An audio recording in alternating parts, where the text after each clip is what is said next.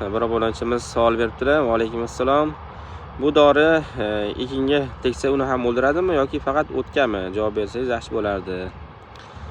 Xo'p, bu dori, ya'ni tarkibida glifosat bo'lgan dorilar, hozir siz o'tayotgan viglifoz yoppasiga qiruvchi dori hisoblanadi. Ya'ni o't o'lan bormi, poliz ekinlari bormi, nima ko'karib turgan bo'lsa, shu hammasini qiruvchi, ya'ni o'ldirib yo'q qiluvchi gerbisid hisoblanadi. Kerak bo'lsa, daraxtlarni ham, yoshroq daraxtlarni ham o'ldirib yuboradigan dori.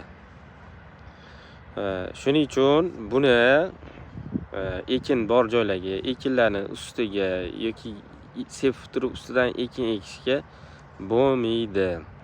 Oldingi videolarda ham, o'zi shu videolarda aytganman. Yana bu kommentariyada nimalarga javob berib ketaman. Ya'ni buni sepasiz. Misol uchun buni ham o'zi hamma yoqga sepaverish tavsiya qilinmaydi. Bu asosan shu yomon o'tlar, misol uchun ajriq, hilol, pilolcha, hilolni misol uchun tuxumini terib tashlay olmaysiz yerdan. Ona o'shanaqalarga sepsa bo'ladi. Oddiy sho'rotga, semizotga yoki boshqacha bir bitta chopiqda yo'q bo'lib ketadigan o'tlarga unaqa dori sepilmaydi.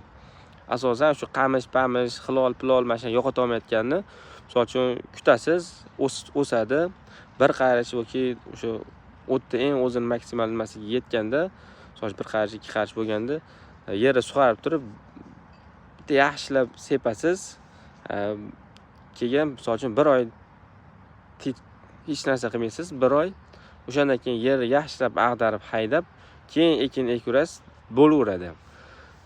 Buni boshqa gerbisidlarga o'xshab oddiy nimalarga ham sepilmaydi. Asosan shu yomon o'tlarni yo'q qilish uchun sepiladi.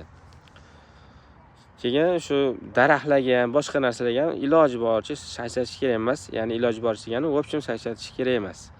Agar sachratdingizmi, daraxtingizni ham o'ldirib yuboradi kerak bo'lsa, agarda o'ldirmasa ham konkretni yaxshigina yomon ta'sir qiladi.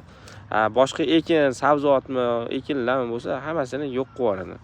Yo'q qilib yubormagan taqdirda ham o'ldiradigan darajada qilib qotirib dabdalasini chiqarib qo'yadi, shunaqa.